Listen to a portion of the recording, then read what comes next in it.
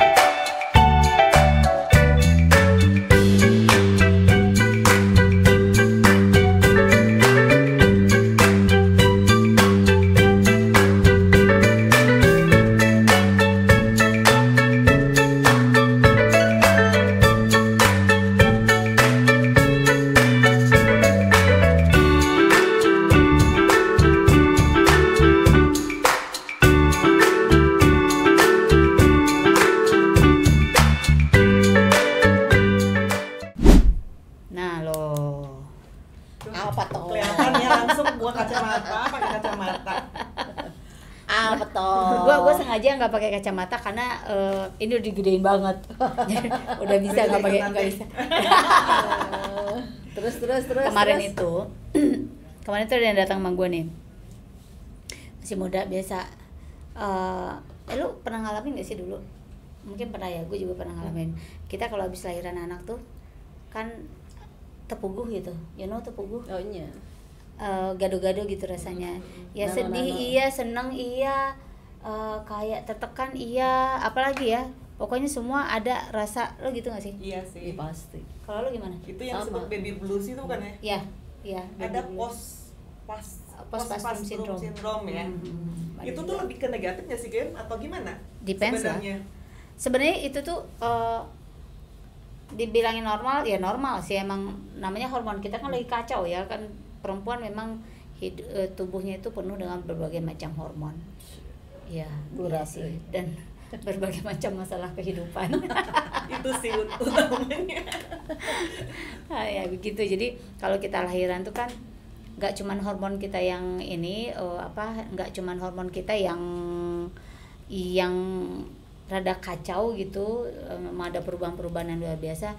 Tetapi kita sendiri juga kan mengalami perubahan keadaan luar biasa dari kita sendiri menikah, terus habis itu hamil, selama hamil terus melahirkan, tiba-tiba ada bayi yang harus kita urus, sedangkan diri kita sendiri masih sakit, ya nggak sih? Betul. Kalau saya kita berbicara ilmu-ilmu lah, kita bicara secara alami aja gitu juga kan kaget kan sebenarnya dengan wah gila jadi ada anak nih. Terus kita yang nggak pernah dipanggil mama, sini sama mama, asa asing menyebut diri sendiri mama, ngerasain gitu. Gimana ngerasain gitu? Di awal-awal tuh masih yang gagok ya, kok mama, mama, iya asa gimana gitu. Iya emang. Jadi banyak orang jadi nangis, jadi merasa nggak ada berguna hidup lah. Kok begini sih, capek atau apalah. Kalau mungkin ini sharingnya dicoba. Waktu Eka ada pengalaman kalau gue nih ya ngerasain waktu itu. Pengalaman yang paling kerasa waktu ya pertama anak pertama, kedua pasti. Waktu si kakak lahiran itu yang pas pandemi, bukan kok pandemi, sorry bukan tsunami Aceh. Tsunami Aceh itu tuh gua tuh 2004 kan, November 2004 itu yang gua rasain. Gua waktu itu kan nggak paham apa sih baby blues, apa sih itu yang maksudnya secara emosional nggak ngerti juga gitu. Tapi mungkin akumulasi gitu, itu yang setiap lihat berita tuh nangis, nyusuin anak nangis gitu, jadi kayak sensi banget, ada yang kecelakaan dikit aja bisa bikin nangis. Dia mah ceritanya matanya udah berlangsung berkaca-kaca. Iya, tapi itu lebih sensi gitu loh Kak, itu yang kayak nggak terbendung gitu. Ibu ini bener ya. Kita semua tukang nangis. Memang cengeng. Cuma dia mah banget cengengnya. Iya, gua mah aduh, apalagi udah berhubungan sama anak sama apa gitu ya langsung. Benar. Ya itu berarti ngalamin ya. Kalau Eka gimana? Kalau Eka dulu ya waktu rapi mungkin nggak terlalu ngalamin ya, atau mungkin juga udah lupa gitu ya. Cuma yang ngebekas itu ya pas Denis aja. Berarti lo waktu rapi nggak? Mungkin bukan dibilang enggak, lupa kayaknya. Lebih kan udah fokus sama anak yang kedua kali ya. Iya. Lupa karena waktu itu aku tuh lagi cuti melahirkan teh kan. Jadi fokusnya tuh enggak waktu itu saking menikmati hidup di Bandung kayaknya ya. Dia baru pindah ke Bandung. Bukan, iya dulu kan memang di Jakarta. Jadi ke Bandung teh ceritanya cuma pengen cuti melahirkan. Jadi kayaknya aku lagi menikmati indah-indahnya Bandung. Jadi nggak terlalu ngerasa. Terus memang di rumah juga kan, memang di rumah juga ada yang ngebantuin kan, semuanya super sistemnya jalan.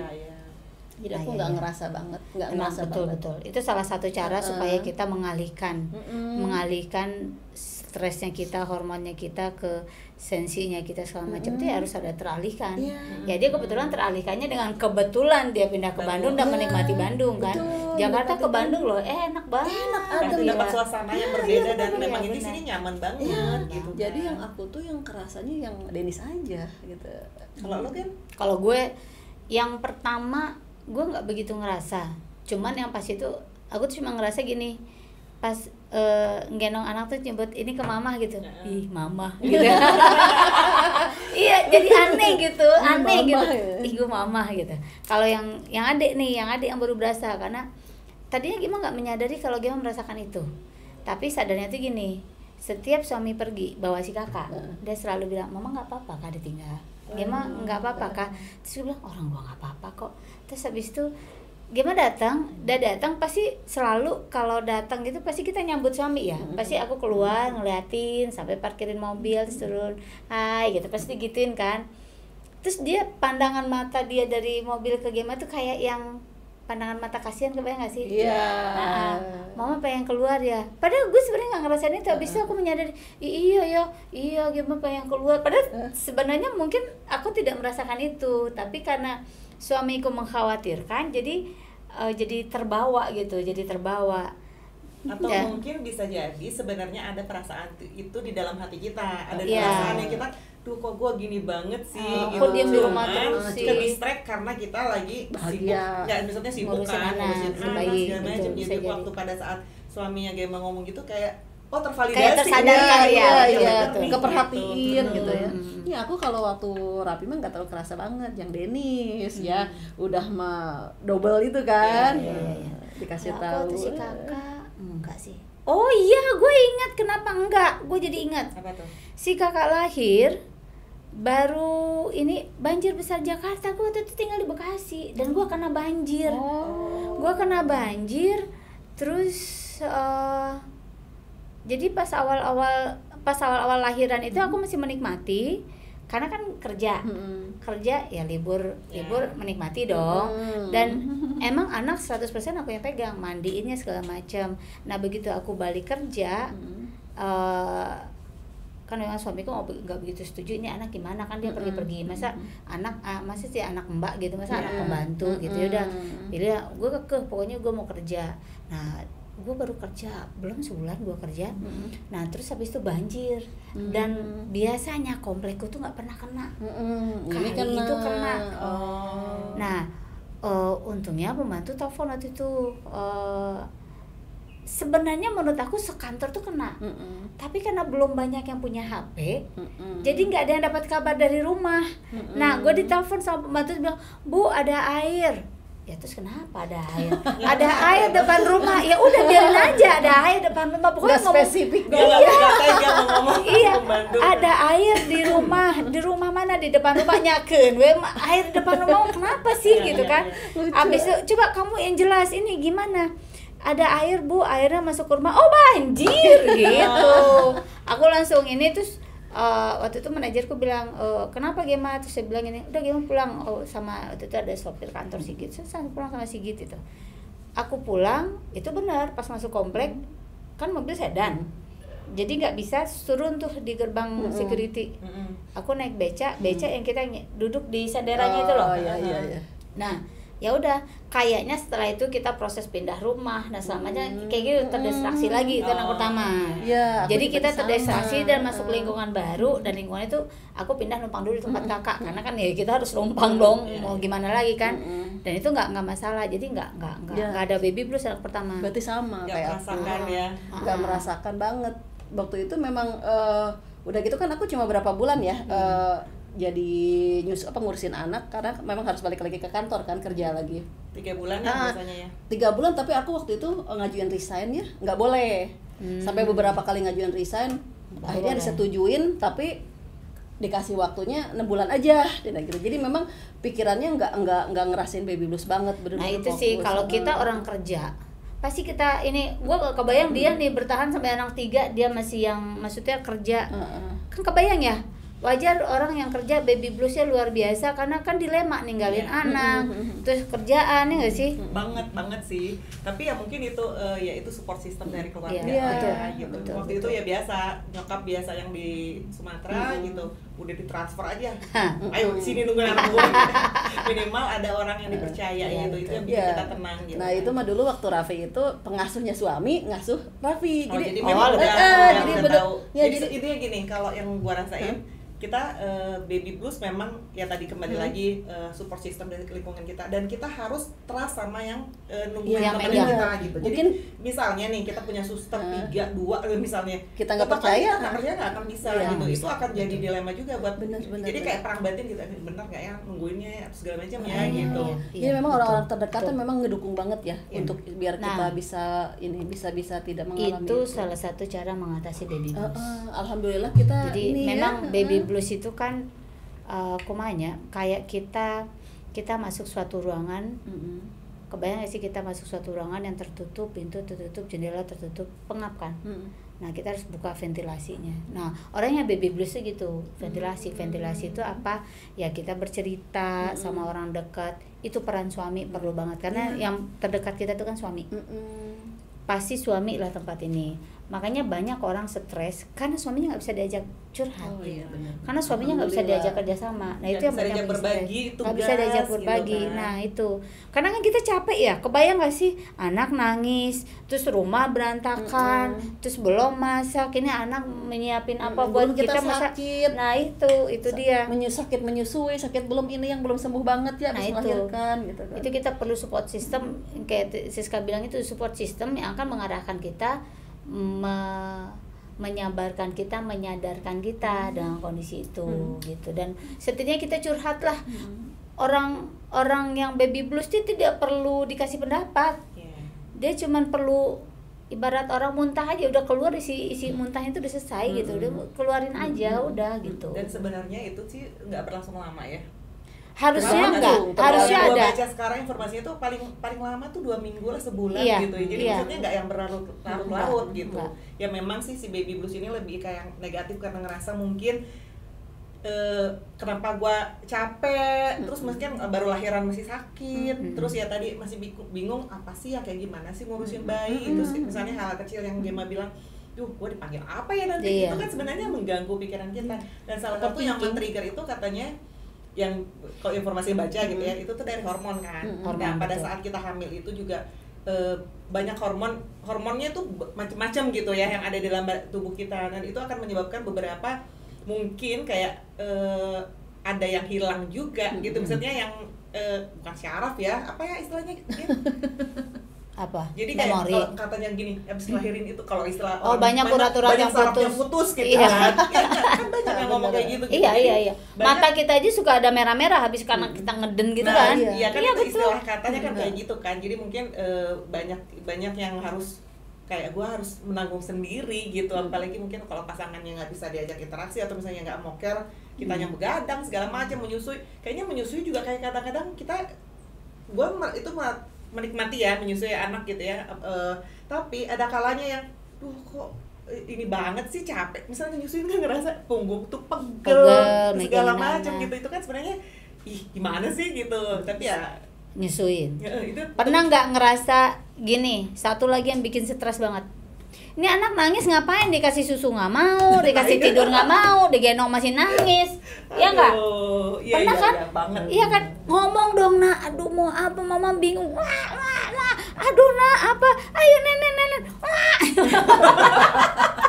Itu popoknya bisa aja basah atau dia ada sakit sembelit dan sebagainya. Nah kalau kita ada pengalaman, kita tahu nih apa kira-kira penyebabnya. Mungkin dia lapar, mungkin dia ada pasti yang nggak nyaman di badannya, atau mungkin dia mungkin dia gerah gitu. Jadi anak tuh rebel tuh pasti ada penyebabnya. Sementara kalau dulu kan kita bingung ya, udah disusuin nangis apa sih gitu, udah disusuin nangis, lagi ganti lagi, aduh gitu terus, bener ada berhenti. Bener loh, kalian juga pasti yang ibu-ibu muda, kalau pada saat merasakan itu, terimalah memang begitu nasib kita. Itu memang kejadian sampai anak terakhir, tenang aja, selama masih melahirkan akan begitu lagi kok. Nggak misalnya ngomong, wah udah anak kedua, anak ketiga itu udah pengaruh, tetap aja pas istilah pas di saat itu terjadi, tetap aja kayak pengalaman baru lagi kan. Belum, kalau udah dua lebih parah lagi, ngatur kakaknya susah, ngatur adenya nangis, kita mau bagaimana?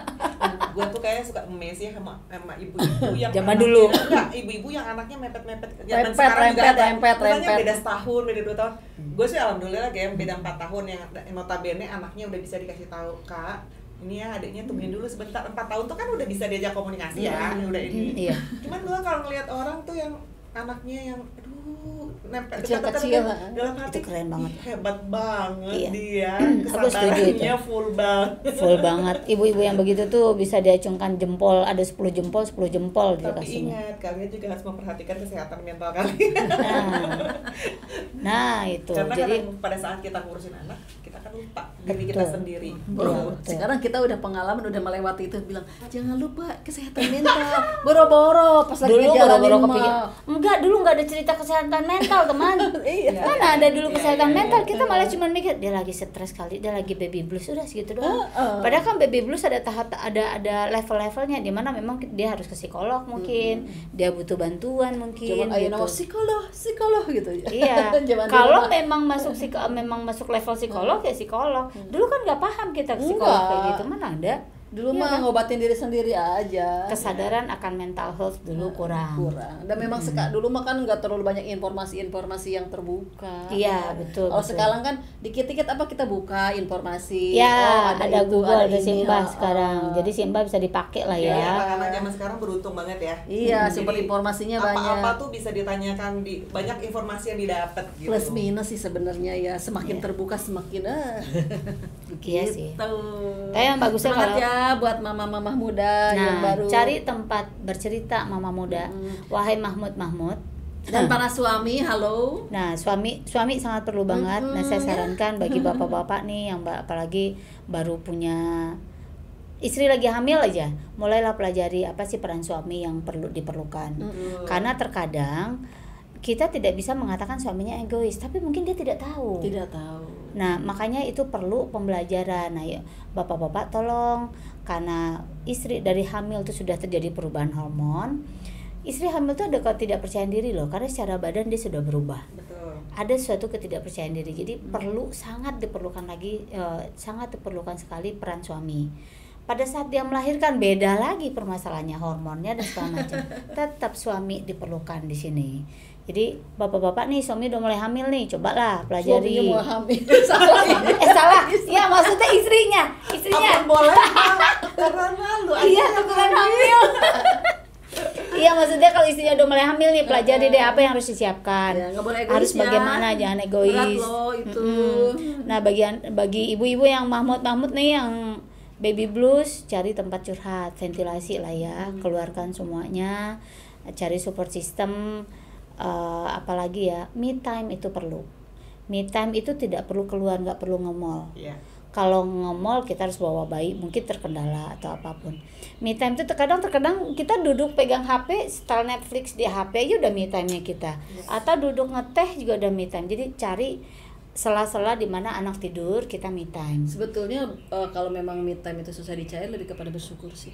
Oh iya betul. Ya me time itu macam-macam. Ya mensyukuri lihat anak tidur, ngeliatin anak aja. Betul. Alhamdulillah ya Allah, makasih. Betul. Itu udah me time kita, Betul, dan merilis apa yang ada di hati kita. Itu perlu banget. Terus apalagi ya di samping me time. Nah, terkadang apalagi kalau dia terbiasa rapi. Aduh, ini belum anak, belum rumah berantakan, udah nggak apa-apa. Terus nggak ada yang ngebantuin. It's okay kalau rumah berantakan. It's okay kalau kita tidak bisa mengerjakan semuanya, karena kita bukan superwoman. Jadi boleh biarin aja itu berantakan, nggak apa-apa. Sekarang aku mau tidur dulu karena aku capek. Sekarang aku mau makan dulu karena aku lapar. Nanti anakku kurang gizi. Sekarang aku ini dulu. Sekarang aku itu dulu. Nah gitu. Jangan menuntut diri berlebih. Itu perlu banget. Terus efek jangka panjang. Iya, karena ke jangka panjang. Terus nikmati setiap sentuhan dengan anak. Pada saat anak misalkan senyum, kita senyum lagi gitu. Pada saat anak nangis, kita peluk, ada apa nak. Ya, jadi momen-momen itu juga momen dimana kita jadi ada kedekatan lahir dan batin dengan anak. Dan kita juga sedikit banyaknya ibu tuh punya fitrah ya. Iya. Punya fitrah. Jadi dengan begitu tuh kita merasa ada. Kita merasa oh it's your mom, ayo kamu safe sama mama gitu. Dan ingat, efek jangka panjangnya kalau tidak diatasi si baby blues itu bisa akan stres terus, ya? Akan stres terus kesana kemari nanti. Jadi emang harus diselesaikan. Maksudnya ada berbagai level ya. Kalau masih level oke dengan keluarga udah nggak masalah. Ya karena kembali lagi ke tadi, itu tuh semuanya dialamin semua orang, dan harusnya itu nggak berlarut-larut gitu. Tetapi mungkin bagi beberapa case dia akan bisa ada bawa case terus ngegulung gitu ya, misalnya mungkin belum teratasi pada saat itu gitu, mungkin dari yang support sistemnya juga belum nggak dukung segala macam gitu kan. Ya mungkin perlu mungkin dia konsultasi sama psikolog kali perlu. Ya, atau cari orang yang kembali lagi yang bisa dipercaya untuk bicara. Kalau memang sudah levelnya sudah tidak bisa. Dan yang pasti satu hal lagi itu perlu banget apa? Kita sadari Allah tuh ada. Ada sama kita, zikir. Ya bagi yang muslim, bagi yang non muslim, apapun itu kan adalah Tuhan. Pasti ada banyak cara. Ingatlah Tuhan kemanapun. Ingatlah Tuhan di saat kita stres, ya Allah, aduh, Engkau kasih saya anak, pasti ada fungsinya. Pasti yang ada lain, ini. yang Jadi lain susah punya anak. Jadi karena bagaimanapun kita siapapun akan hilang dalam hidup kita. Siapapun akan hilang dalam hidup kita. Tapi Allah tuh tidak akan pernah pergi. Nah pada saat itu tuh perbanyaklah zikir, perbanyak mengingat Allah, perbanyak istighfar, perbanyak syukur. Jadi kalau kita bicara sisi rohaninya di situ, karena memang perlu banget, rohani itu sangat perlu, karena dengan keyakinan itu membuat kita lebih tenang. Keyakinan kita terhadap Tuhan itu membuat kita lebih tenang. Believe it or not, itu pasti, cobain deh kalau nggak percaya. Jadi banyak jalan untuk mengatasi apa tadi baby blues itu banyak. Tanpa kita sadari kita bisa melakukan itu sendiri. Tapi kalau itu kita tidak bisa, ayo kita pergi ke orang yang mengerti. Banyakin pasrah ya, banyakin pasrah, pasti. Sabar, tawakal ya. Yang pasti mah ini kita dikasih Allah anak ya. Harus banyak bersyukur, banyak yang memang tidak dikasih anak ya, sama betul, Allah gitu. betul banget. Jadi memang harus banyak bersyukur sih. Intinya apapun keadaan kita, memang kita harus selalu banyak bersyukur. Dan kita juga bersyukur anak kita udah gede-gede ya. Jadi sekarang bisa ngomong kayak gini berdasarkan pengalaman. Jadi ini bukan ilmu yang udah dipatenkan ya, sebenarnya gitu. Jadi kita juga di sini kapasitas kita berbicara hanya sharing informasi dari ilmu, pengalaman kita. Ya, gitu. Kita berbagi cerita sedikit. Oke, Mahmud ini mamah muda semangat karena memang ada bayi, ada anak di kita, berarti Allah percaya sama kita. Bagi yang belum ada rezeki bukan berarti Allah nggak percaya. Ada jalan, 1000 jalan menuju Roma, tenang. Bersabar, ikhtiar, tawakal. Dadah.